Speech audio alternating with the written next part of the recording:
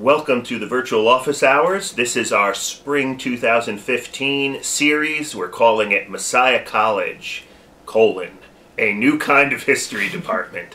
My name is John Fee. I'm the host here of the Office Hours. I teach history and chair the history department at Messiah College. The real brains behind the operation, however, is behind the camera. That's Megan Piette. She is our producer. We have, of course, the Founding Fathers with us as well. And for the second week in a row now, we have David Pettegrew with us from the History Department at Messiah. He is also is spearheading the digital initiatives here in the department, digital history initiatives. Last week we talked to David about just the vision for digital history and how we're thinking about a digital history course. And we introduced at the end of his interview last week the Digital Harrisburg Project, which David is also running. And that's what we want to spend some time talking about today, the Digital Harrisburg Project. So David, welcome back to the Office Hours. I think you're our first back-to-back two-person interview, two-episode interview. Yeah, the sequel. So Digital Harrisburg. Yes. At the end of last week, you were explaining this kind of vision, how this project came out of conversations in the history department, came out of conversations about the need for digital history, digital humanities, sort of school-wide here in the Messiah College School of Humanities. Let's dig in a little bit to learn a little bit more about this project. So, tell us a little bit about Digital Harrisburg. What are the dimensions? What are the parameters of the project? Yeah. Okay, that's a good question. The Digital Harrisburg, we're now calling it, we've called it different things, but now we're calling it the Digital Harrisburg Initiative. Initiative. And see, DHI has a nice acronym. And then DH, it's not as confusing. Digital Humanities, Digital History. Yeah, that's good. It resolved that problem. Yeah, so the DHI is a developing set of collaborations between different institutions and faculty and students to put Harrisburg's history, society, and culture on the map. Okay.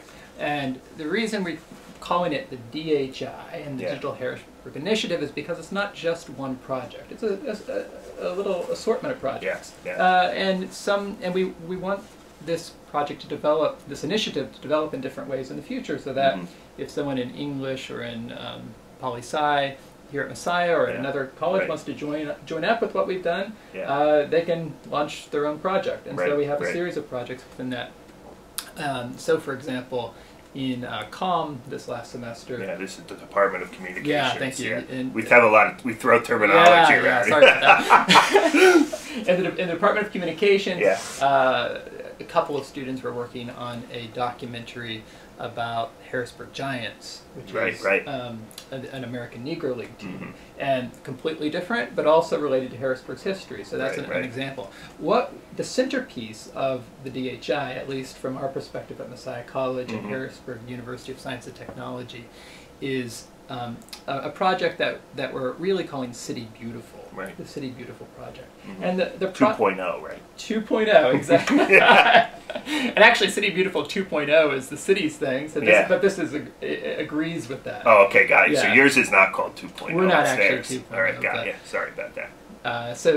But the City Beautiful 2.0, which is this civic project designed to reclaim the spirit of the original City Beautiful movement of the 20th century. It was one of the inspirations for focusing on City Beautiful. Basically, if you don't know City Beautiful is this nationwide revivalist program to beautify and improve cities. Washington, D.C. has one, St. Louis has one, Harrisburg has a really early one, which makes it interesting, also interesting in that it was really launched. The catalyst was a speech by Myra Lloyd-Dock, female forester, and she's the one who launched it.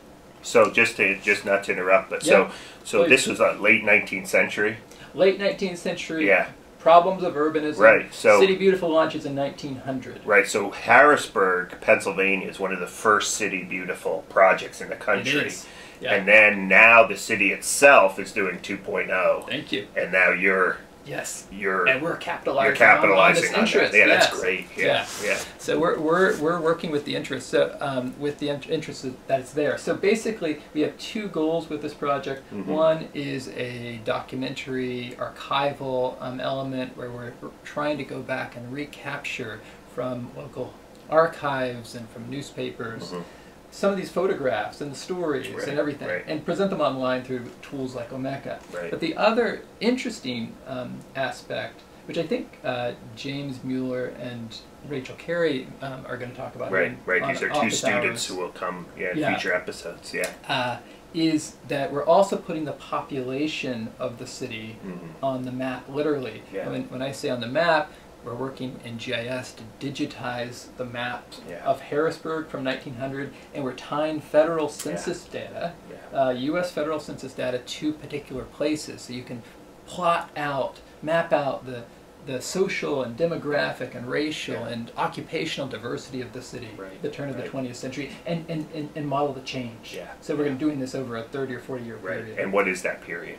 So the period is broadly defined. City Beautiful covers 1900 to 1930, but we're going to capture the pre-movement, when the city is going through an industrial phase in 1880, and then we'll probably extend it to 10 years beyond. That's the vision. So we're looking then at this part of the Digital Harrisburg Initiative is really like a 50-year window into the history of Harrisburg, and as some of you know American history, that's just such a rich period of immigration and industrialization, and so that's I think what we're targeting, or what your group is targeting here. Now, one of the things I love about the Digital Harrisburg project is the spirit of collaboration with other institutions, even with our students, but also with other institutions. Tell us a little bit more about that. Well, that's definitely one of the most exciting components of what we're doing. We partnered early on with Harrisburg University of Science and Technology, in particular Albert Sarvis, who's a professor of geospatial technology. And Albert teaches GIS classes and advanced GIS classes, and so we have students who are in need of projects. And we've also worked with Jeff Erickson, professor of biological science here at Messiah, who also teaches GIS classes, and his students have needed a project. Well, we need spatial data, and we've got the census data, and so when the two come together, we have this neat interactive map of the city. We've already launched the 1900 version. We're still working on... And we'll get that up on the screen, I think, We're still working to finalize that, but we have plans to do 1880, 1900, all the way up to 1940. That's so cool. And are you just working with Harrisburg University? Is there other partners involved, or are you? We continue to talk and have conversations about other collaborations. So we've worked a little bit with HAC, with a GIS professor there. We're talking right now with Penn State Harrisburg about possible collaborations. Jump Street, which is a nonprofit for the arts. We're talking about working with high school students to digitize photographs. So it's really opening up. So one of the other ways you're collaborating here is in a sort of extracurricular way. Now, some of it is rooted in your digital history class, which we talked about in the last episode, but also in an extracurricular way. This is a great form of engaging with our own students here at Messiah. We're going to hear from two of them, but in about 30 seconds or a minute, could you tell us what role the students play in the DHI? The students are making it happen. The students are the energy behind it. I'm supervising. I'm making sure that the pieces go together. The students are making it happen. They're entering the data. They're working with the data. We have weekly meetings right now. And we're calling ourselves the Digital Harrisburg Working Group, the DHWG.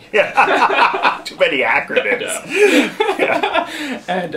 And so we meet once a week, and as a group, and work through some of the bugs in the data.